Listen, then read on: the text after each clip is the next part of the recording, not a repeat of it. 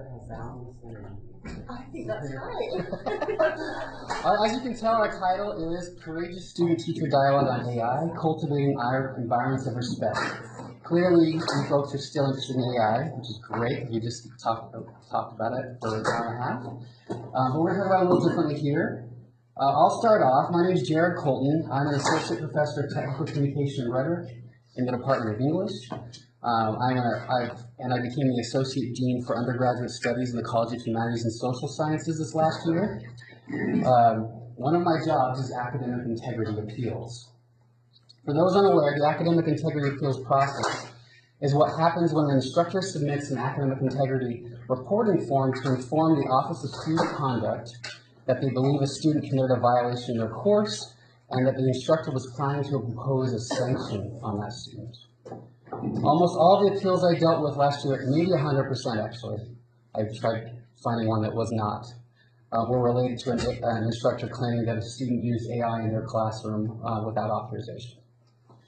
I'll give a brief overview of the academic integrity report process because I want you to keep this in mind because I think this is important how we think about this, especially our attitudes toward our students, creating these environments of respect. So the form is submitted by the instructor to the Office of Student Conduct, who then create a case file. The Office of Student Conduct then emails the student notifying them of the instructor's report, informs the student they have a brief time period, I think it's a week, to appeal the violation being reported. I'm notified of each of these reports for the students in my college. If the student appeals the claim made in the report, they contact me, and I meet with them and the instructor to discuss the reported violation. In order to make my decision regarding the violation, I look at the USUâ policy, the syllabus, the assignment, the course policies. I look at the assignment submitted in question. I sometimes consult with the Director of Student Conduct, Christian Deschamps, or the City Director, Neil Legler, to make my decision. Some instructors hear of this process and think this sounds too complicated or scary and decide to just deal with the violation themselves, often thinking they're doing a student a favor, and depending on the context, they could be doing a student a favor. The problem with this approach is that if the instructor plans to sanction the student in any way, and the sanction could be asking for a revision, could be a lower grade, or something like that, and they don't report it to the Office of Student Conduct, then they are potentially preventing the student from due process, from appealing that decision, which is the student's right. So this isn't to say that all situations should be reported, actually, and we're going to get a lot of great perspectives here of how to think about AI and creating those environments of respect with our students in the classroom. But if the instructor is sanctioning the student, I do want to reiterate that they should submit a report. More and more students are also becoming aware of their rights. They know they can appeal if they disagree with a grade, right? A professor gives them. Another challenge is the approach the instructors takes.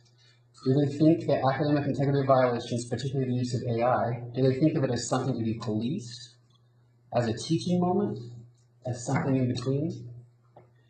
Do they have clear policies in their syllabi, whether it's allowed, encouraged, or prohibited? And that's what we want to talk to you about today, about cultivating environments of respect around students and the use of AI in the classroom. Last year, we created a CHAS AI working group, and the panelists we'll hear from today are part of that group.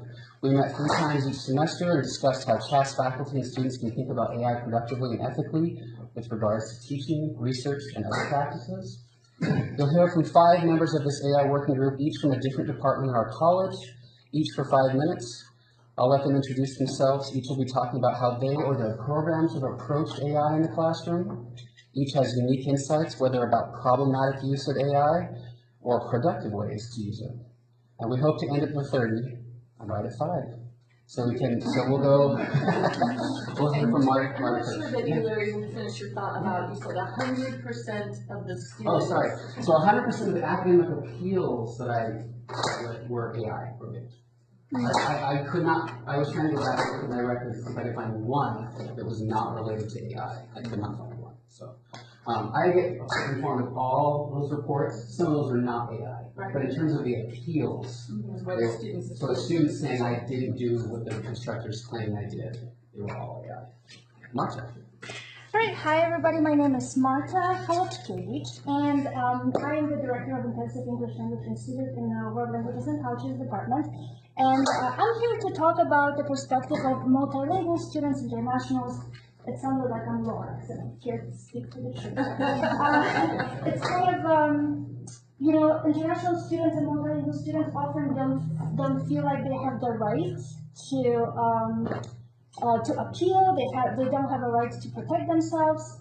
They often don't know about the policies and about the procedures. They don't even, know. I speak from my own background as an international student. I just didn't know. When the professor told me I plagiarized, I must have plagiarized. It was very difficult for me to kind of navigate it. It also a lot of times felt, back then I didn't have AI, but when I would submit an essay and get it back with like very angry red marks around all of my article mistakes. I'm from Poland, we don't use articles, so until now I still make huge mistakes with articles to a point where I'm like, I will keep my A's in my title just in case people think that I mistakenly made them. So as you know, everybody has academic challenges, but all of the challenges are unique, and those of multilingual students and international students get even more complicated because of cultural issues, because of maybe language power issues. So one of the things that I really wanted to address today is the prejudice that we get. I'm no longer an international student, but I'm still multilingual. I'm a person with an accent, so I stick out. Anyway, and a lot of times I felt like when I got those essays with those red marks, was like, they were angry at me. They think I did it on purpose. So I was like, I'm not disrespectful to you. That's not my intention. What I want to do is I want to improve. So show me kindly, maybe in green marks, maybe not red. We all like those words, right?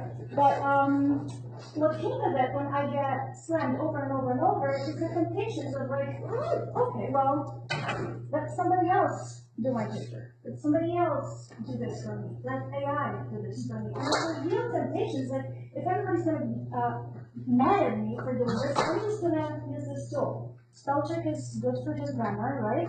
But for my whole essay, I'm going to use AI. Why not? Right? And I've had it with my now students, international students, language learners, who, they go and use AI. Why not? So it was, kind of touch and go in the beginning of, 23, when students were just discovering it and I was discovering it. But I kind of opened up my classroom to discussion, like, are we using AI? And of course, no, nobody's using AI. But it's okay, let's do this.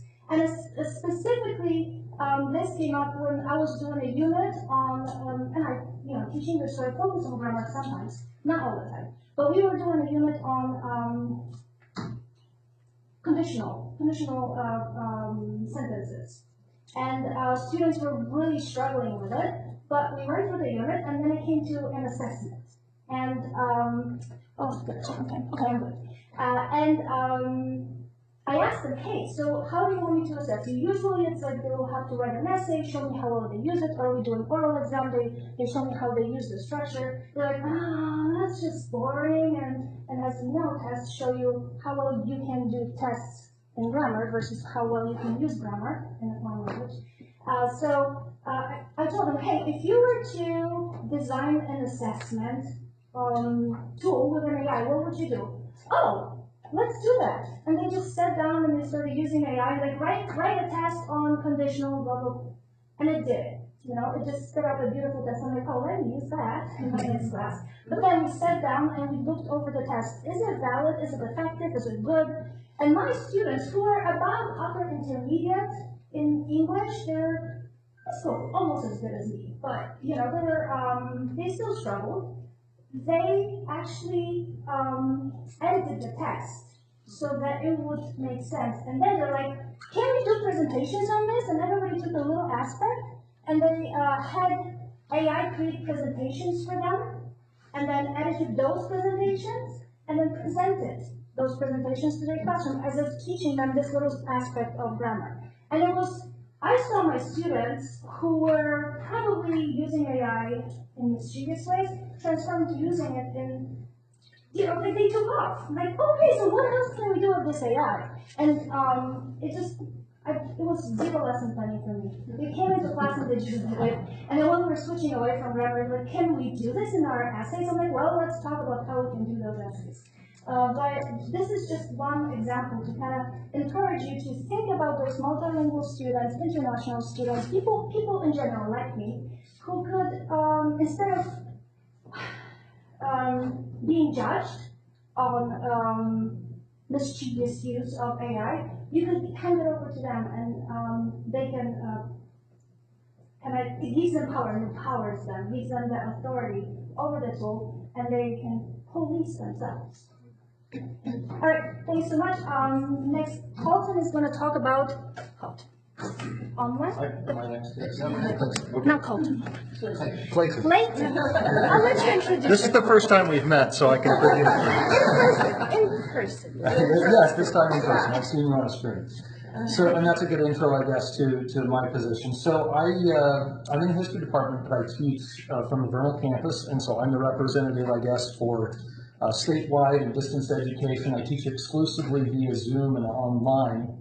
So I'll speak a little bit to that, the unique challenges. Foremost, I guess, thinking about AI, and I am seeing it in my classes, and so I don't have the same options that face-to-face teachers do. I can't distribute blue books to my students when I want to give an exam or quiz. There are testing centers that you can use, but those are problematic too. I have a lot of students, say, on Native American reservations or in other countries, for whom that's a hardship to try and find one of these testing centers. So you can use Proctorio, which is a virtual proctor. It is problematic, I'll say that up front, but it is an option. You can do things like program it so that it will lock down the student's screen while they're taking an exam. You can use the proprietary microphone and camera in their computer to monitor them, and it will actually record them. If you want to do that, it's very Big Brother. I see Simon Favorite. Students don't like it, and I don't like being the Big Brother. It's very dystopian. So, but it is an option. There's the AI detection software that I think was already brought up this morning that generates a number, like a percentage, a probability that something that a student has submitted has been generated by AI, so it might be like 89%. What to keep in mind is that it's not proof that students have done this. A lot of times it's a false positive, but also you don't want to accuse students of cheating when they haven't done it. So I tend to give students the benefit of the doubt. I'm looking at Robbie, my department chair suggested, and I thought this was a good idea, that you can use that, do a screenshot and share it with the student and use that to initiate discussion. That this, the program thinks that this was AI, and rather than accusing them, having that discussion about, how is this problematic and how can you improve? A lot of times it's because it's a generic response and it doesn't tie directly back to, say, the course material or the sources. They're not using evidence very well. So limited use on the AI detection software, but maybe useful. You can also do things like, I'm just getting into this, but you can do things like embedding quizzes in videos, so you can record your own, in my own presentations. You can embed quizzes where the video will pause and students have to answer correctly in order for the video to continue. Or it can give them a quiz and it will feed that score back in automatically in the gradebook. And AI cannot do that yet. Give it a year or so and then it will be able to, but for now you can do this. There's also software like Hypothesis, which I'm in history, and so this is really useful. You can post documents in Canvas, and students can go in and individually they can comment on the document. So I can post a primary source document in Canvas, and students can then collectively, asynchronously, but they can collectively go in and have comments on that document, which I feel really useful. And AI, again, cannot yet do that. I think the most basic strategy that's also fairly effective is to tie your assignments closely to the course material, so that you tailor your quiz questions, your essay prompts, and the rubric. I think that's important too. Tie the rubric to the student use of evidence from the course material and citing those sources. Then you don't have to feel like you're the policeman who's trying to figure out whether students used AI. You just go off of the rubric and say, you didn't use the course material, you didn't cite your sources. That seems like a pretty basic approach. You can also try informal responses and reflections, which I'm told AI is very bad at. So you can ask students to make assignments personal, ask them to discuss how the principles apply to them, because AI, again, does a really poor job of that. And I thought another good suggestion was scaffolding assignments, so that they build up, they do things in phases and build up to a large product at the end of the semester. Maybe it's an essay, but then the whole process is transparent, and you as the instructor are able to see that they've done all of those steps rather than just the final product. Some instructors, and we've had, I think Marta was just talking a little bit about using AI, giving it a prompt, and then with the response going, with students either critiquing it or building on it, and more in a constructive way using AI and maybe using it to generate images. I did an experiment where I had students in my Cold War course use AI to generate a propaganda image like a Cummings propaganda poster featuring they themselves, so that made it fun. But using AI in some constructive and positive ways is also an option. So I'll just end with, AI is a tool. Like any tool, it can be used or abused, and so we have to learn how to use it responsibly and evolve with the technology. Thank you.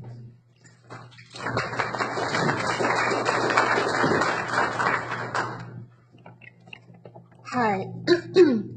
Excuse me, Gabriele Ciciurkaite from Associate Professor in the Sociology and Anthropology Department, and I am in the Sociology program.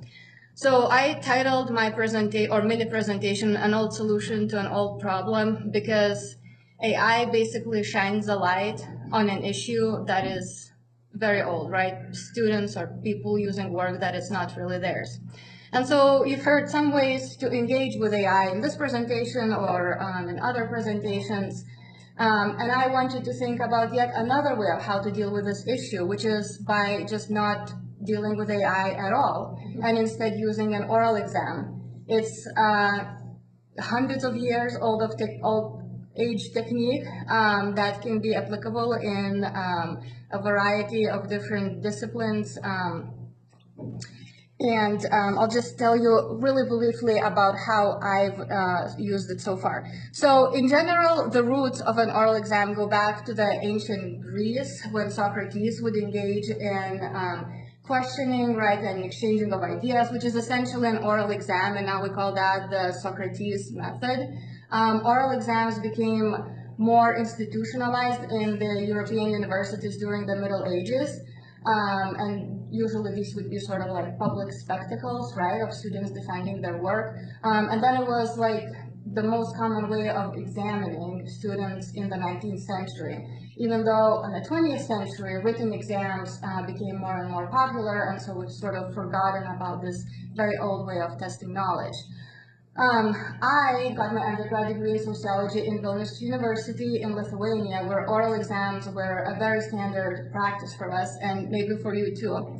Yeah, especially in sort of theory-driven courses, not like stats, but I think it can be applied in stats as well. And so this is how it worked. A professor would give us a list of sort of essay-type questions, 15 or 20 questions to prepare. We would have a few days to craft an argument, a response that would be about a 5-minute long. So basically, that's what we've been tasked to do for this presentation, right? 5 minutes to talk about something. We would show up on an exam day. Students would go one by one to the classroom. They would randomly draw a question or, one of the questions. They would have a couple minutes to sort of jot down some notes, and then they would present. The professor would listen. Sometimes they would ask follow-up questions. If the response was super excellent from the get-go, they could say, okay, fine, you get an A, you're good. And I was actually surprised this was not used in the United States when I moved here for my PhD work. And then I used it once in my very first year here at USU, and then I sort of forgot about it. But with the advent of AI, I was like, hey, what's a better time to sort of revive this than now? And so I used it last year in my medical sociology course, which is a course attended by about 40 students. And I did it the exact same way that we used to do it in Lithuania, where I gave students a list of sort of essay type questions to prepare for, a response of about 5 minutes. Then they would have to draw the random question and respond. With one change, I allowed for students to work in groups or present in groups of up to 3 people. And I did that to sort of acknowledge the fact that some people really hate public speaking and are really terrified of it, but are great at crafting arguments. And so I thought I shouldn't penalize those people, but allow them to perhaps work in a group where someone else would do the presentation, but they would help prepare a really strong response. And so in that case, I used 2 rubrics. One that tested knowledge, the actual content of the exam question, real-time critical skills, so the responses to my follow-up questions, and quality of the actual presentation. And then another rubric where students evaluated each other of how well they contributed to preparing the presentation. And so you might think that students sort of would never rat each other out, but that was not the case. They definitely took points off of those who were not contributing as much.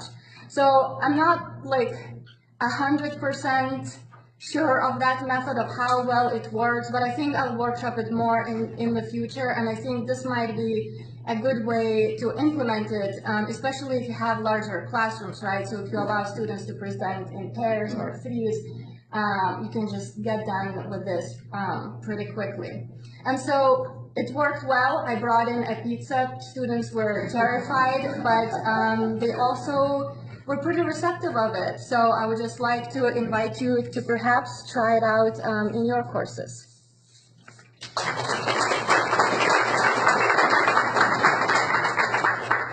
So I hope that your wheels are sort of turning, because something that has been so fun about working with this AI group is to just rethink a lot of pedagogy, rethink a lot of classroom practice. I've been teaching at USU for 25 years, for a really long time, and have, my own rhythm and strong success, and I've honed these methods and tools for use in the classroom that I know are delivering benefits once they hit their professional lives. So to think about taking something that works and is successful and sort of busting it apart, right? Because AI arrived on the scene, that's a hard thing to think through. But I hope what you're seeing is that some of these ideas that have been generated sort of in a little way, against our will perhaps, for the classroom have in fact yielded really important learning benefits. And so, as many of you know, I'm the director for the Center for Anticipatory Intelligence, which means that I work a lot with our future employers of our students. So I'm connected to federal institutions, but also to companies. We have 9 industry partners that we work with routinely. And their perspective on all of this is far more consensual than you might guess. And here is their perspective. So one of them said this to me, and he got this chorus response from it.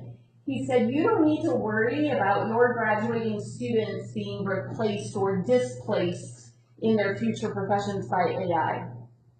What you need to worry about is your graduating students being displaced by another student who knows how to wield AI." And that was really struck me and stuck with me. So as we want to remain relevant in our students' lives and continue to draw them to the university instead of to other training opportunities or education opportunities that they have plenty of now, we have to be relevant to their future lives.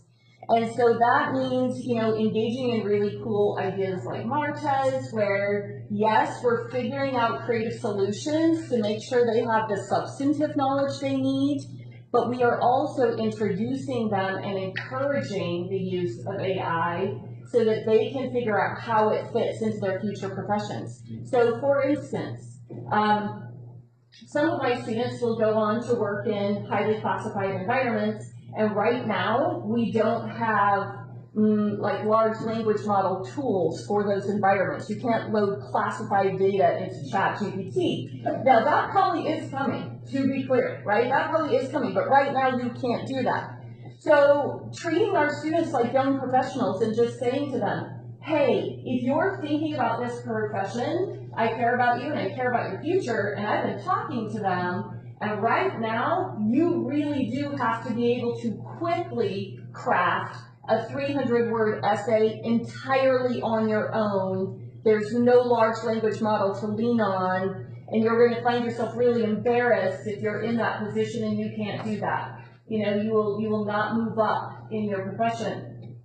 On the other hand, if you're headed for the private sector, here's where you can use it. You can't load proprietary data from this company into ChatGPT, but you can load this and this and this. So here's where it could help you.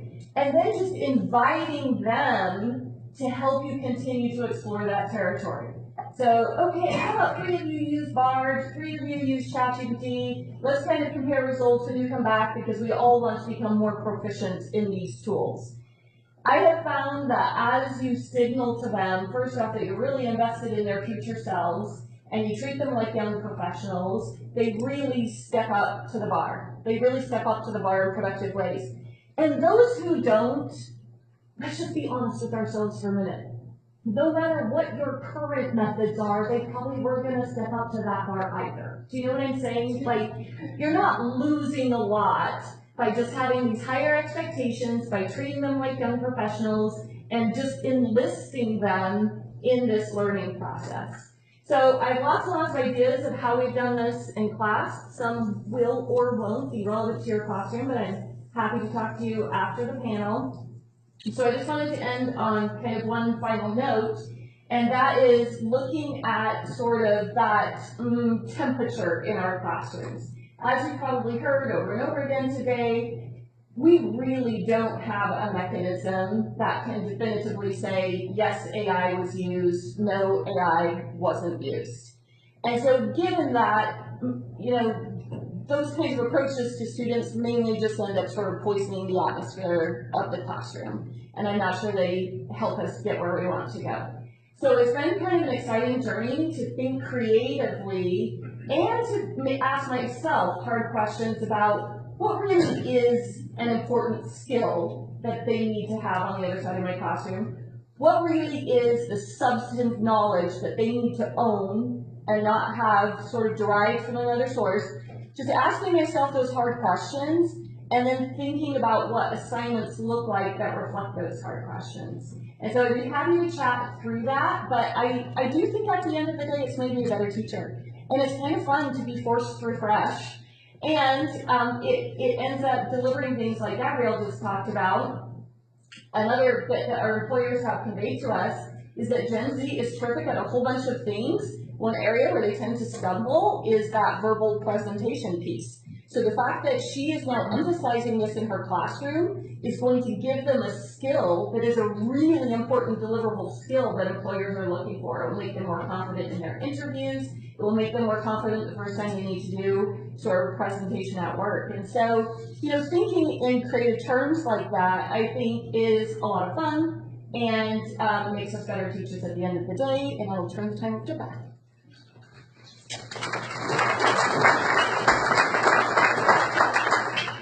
All right, my name's Beth Buyserie. I'm the Director of Composition for the English Department, which means I work with all of the English 1010 and 2010 and 2020 teachers, and I'm also the co-editor of the book that Marta was published in on teaching in generative AI. So I am not an expert in AI, but I have some expertise in teaching and how to think about teaching in a variety of ways. What I'm here to talk with you today, though, is how to have conversations with students who may have misused AI. Again, in the framework of respect and not poisoning the classroom, but as a way to, like, how do we still keep the learning of the classroom going, even if we have to talk with students about concerns that we might have. And I've been doing this kind of work for 20 years because this is the kind of work that if you have concerns about students, we're plagiarizing.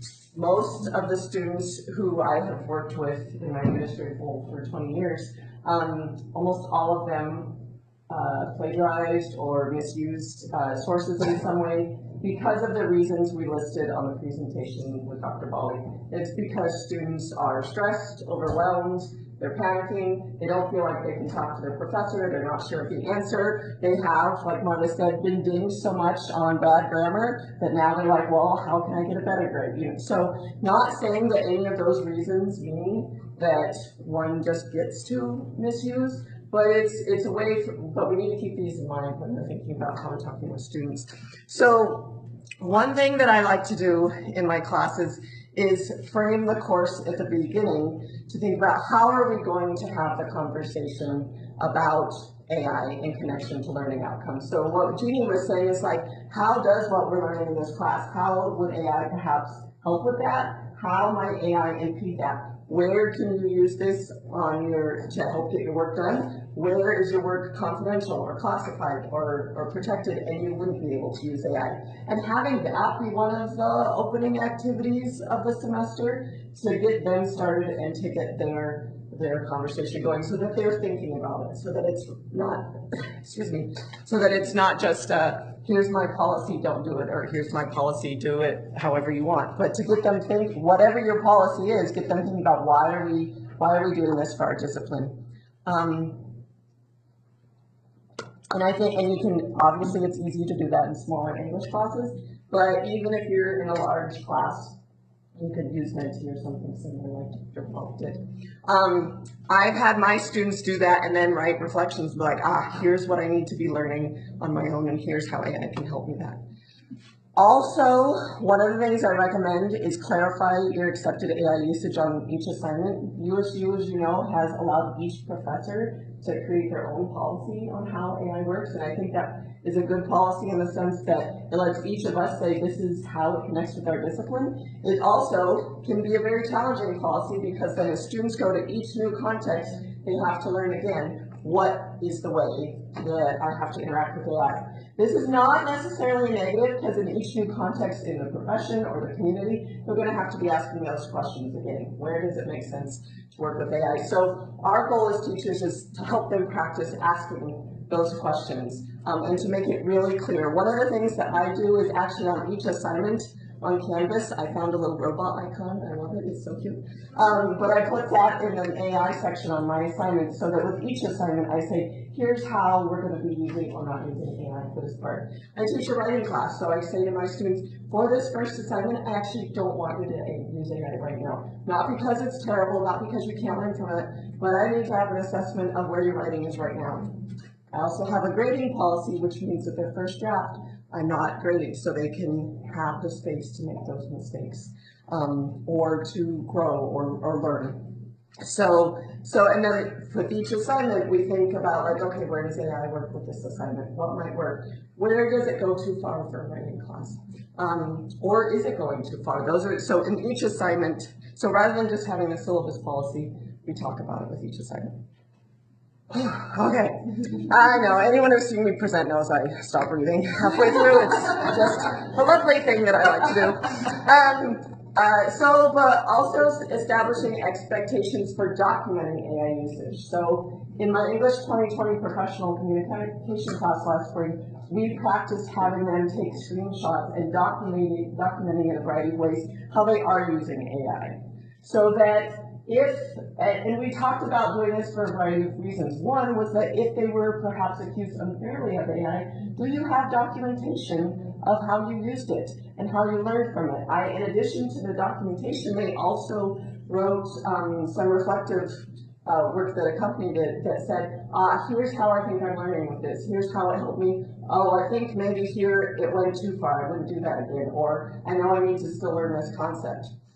This is something that we actually do with other source work. Like we have students create annotated bibliographies. We have them keep track of their list of the sources. We have them document interviews with transcripts. So this is another aspect of how you document your research process. And it's not necessarily only to make sure that like if you get accused unfairly, but it's also just a way of like documenting like how the process evolved. It can also be thinking about future professions, like is your company being accused of doing something, and then do you have documentation? So I think, and I love Robbie's idea of like doing a screenshot of the potential score. So we're like, let's have a conversation with the students. If you and the students know at the beginning that you might have to have a conversation with them, but that you're going to be framing it as a conversation and learning, and that this is one of the things that they can bring into their conversation, in addition to the drafts that they did, etc., then they know ahead of time when they talk with you that like, this is a conversation about learning. So all of the pedagogical and framing thing I think is really important. But sometimes, regardless of what it is, there still might be misuse of AI that you do need to talk with students about. And I have spoken with a lot of students who are not my own students about potential plagiarism in AI, and I recognize that when I'm talking with someone else's students, it's much easier for me to be calm and not be upset that someone has done this, that I have more of a learning posture. And then when it's my own student, I'm like, how did you do it? Anyway, but I think that's important for us to feel that and recognize that. And sometimes we do need our own space of like, why did you do this? You've broken our trust. But then be like, okay, this is not just about me. Because so often, it's not about me at all. It's not about disrespecting my class or anything. There are so many stories that students have, and many of them who I've spoken to, they're like, yeah, I know I did that wrong, and I need to, and my emphasis to them is like, how do we treat this as a learning opportunity? Even if it's something that they still need to be reported, but how do we treat this as a learning opportunity so you're not in this position again? So many times it's that students don't feel like they can talk to their professor or that that's even an option, okay? So making that really clear. And then framing the conversation around learning, and I said times two because I have to frame this conversation out. I really need to be open to learning what the student has to tell me. Because there was once it was so obvious the student plagiarized this whole, I mean, it was there. Obviously it was plagiarism. But the rationale can change the context of the conversation. That particular student, she's like, I'm a first-year student and my family showed up and wanted me to come home.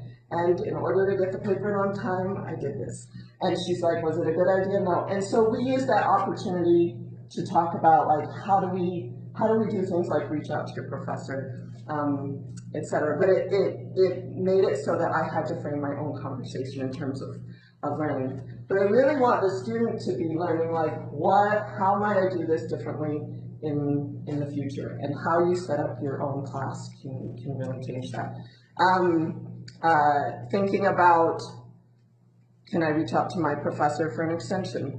And this also goes back to us thinking about our other policies too, because if we really would be okay with a student reaching out, if they're to bind and we would rather have them have an extension or a late deduction rather than fail them for plagiarism or AI misuse.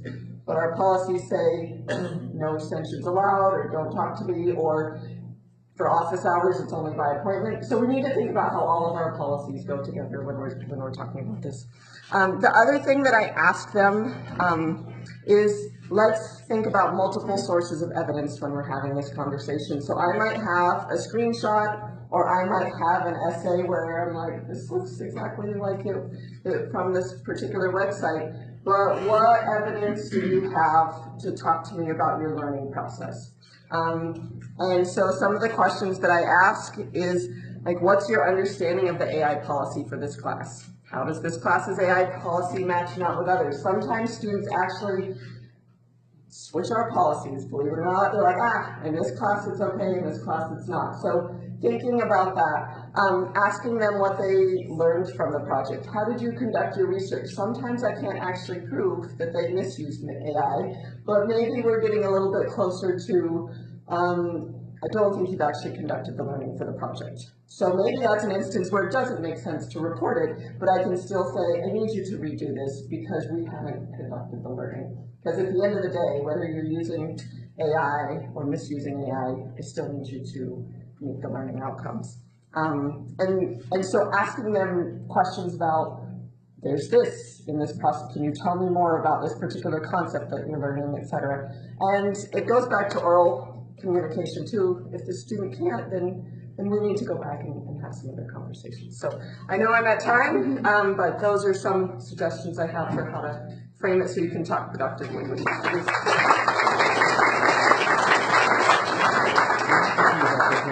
We have a few minutes. Give these awesome folks another round. If you have questions, it can be about anything that anyone said here. So I'm curious, there's a generally accepted definition of plagiarism, at least in my discipline in the life sciences. How should that definition be updated to incorporate AI? I have kind of a bold answer to that. It can't, nor should it. They are in completely different categories because we can't prove use of AI, and because use of AI is embraced in their future lives, not like plagiarism, then we really think about it as a different cat. Do you know what I'm saying? Like, we really have to think about it in a completely different dimension. And, you know, and instead, like, take a step back and say, why didn't we want them to plagiarize in the first place? Oh, it was stealing someone else's ideas. So this isn't necessarily stealing someone else's ideas in a proprietary way, but so how do I inhibit learning? And if I don't want to inhibit that kind of learning, what can I do to shift my practices so they're still learning that thing? But I think the more we can take it out of the cheating mindset, the more productive all of these processes in our classroom are going to be. So, you know, I'm happy for other people to disagree, but that's just where I finally come down because I couldn't find a clean answer to that. The Office of Student Conduct has also hesitated on defining it clearly for some of these very same reasons. The reason it popped up was that all of our syllabi that we build in Canvas have these automatic sections, you know, that address honor code or plagiarism is mentioned, and I was curious, is there a comment, has this been incorporated, and should the definition, I mean, in my mind, if you were to include it, and I hear you and I like your point, it's probably a little different for different disciplines, right? Yeah. Which is what I actually think that could be something you do with your students at the beginning of the semester, is have them like come up with, and they might have different definitions, but that could be something that they investigate, part of your project or part of your class. Yeah. Thank you. Robbie? Yeah, thank you. These were such helpful presentations. I learned a lot. Some of the biggest challenges that I face with courses in my department and these issues coming up tend to be with larger enrollment courses.